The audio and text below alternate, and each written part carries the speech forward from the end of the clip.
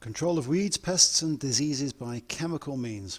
Aside from cultural methods, a farmer may use chemicals to ensure high crop yields, and these fall into the broad category called pesticides.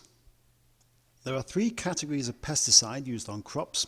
Selective, which applies to herbicides, absorbed by broad-leaved weed plants. The narrow-leaved grass and crop plants are unaffected. Contact pesticides act on and can be absorbed through the surface of leaves and stems of plants.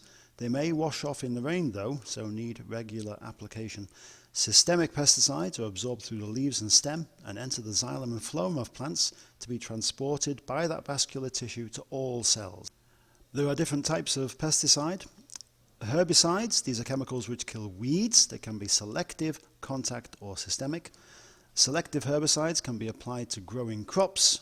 However, contact and systemic herbicides cannot be used on grown crops, but they can be used to clear a field of weeds before planting. Most of the pests of crop plants are invertebrates, such as insects, mollusks and nematodes. And these can often be vectors for plant pathogens. An insecticide is something used to control insect pests. Mollusks are killed by molluscicides and nematodes are killed by nematicides. Contact insecticides kill insects upon contact. They can leave a poisonous residue for a prolonged protection. Systemic insecticides kill sap-sucking insects like aphids. Fungicides are chemicals used to kill fungal parasites that cause disease in crop plants. There are contact fungicides sprayed onto crops prior to a fungal attack. There are also systemic fungicides which provide better protection than contact fungicides alone. Understanding the life cycle of a specific pest can help combat it more effectively. For example, potato blight needs specific prolonged warm and humid conditions in which to infect crops. Applications of fungicide based on disease forecasts are more effective than treating diseased crops. Ideally, all pesticides should be specific to the pest, short-lived and safe. Some, however, have proved to be toxic to some extent to humans and other animals. For example, pesticides like DDT don't break down quickly and tend to bioaccumulate inside individual organisms. This can then become more concentrated as it passes along the different trophic levels along food chains, and this is called biomagnification.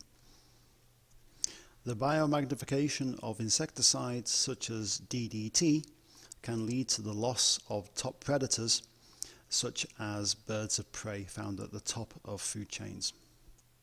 Some pests, however, may become resistant to pesticides.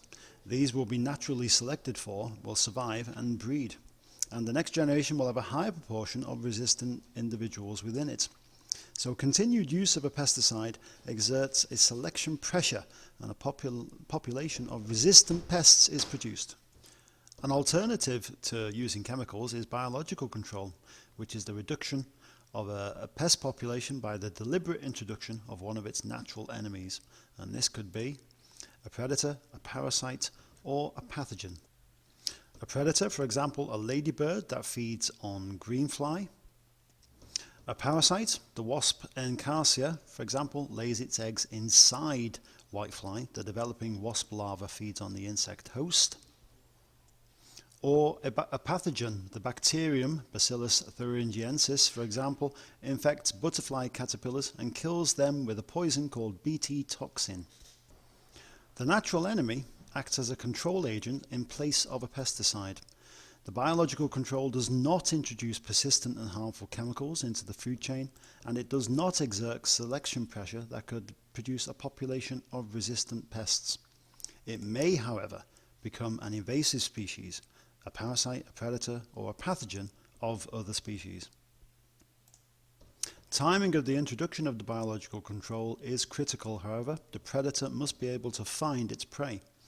The agent is normally introduced when the infestation has already begun, so it's a curative method, and the environmental conditions must be favourable for the biological control. Greenhouses provide a nice environment that can be controlled to suit a growing crop and biological control agent, and the system is enclosed so the predator cannot move away. Integrated pest management uses a combination of chemical control, biological control, cultural means, and host plant resistance. It sets out to reduce the use of pesticides and to bring pest populations down so they can be controlled and not cause economic damage. The crop species and surrounding wildlife would be largely unaffected. If we are to continue to use chemicals, they're chosen because they are effective at specific points in the pest's life cycle, they have low persistence, they reduce pest numbers to a level where biological control can take over, and they do not disrupt the biological control, they are selective and only kill pests.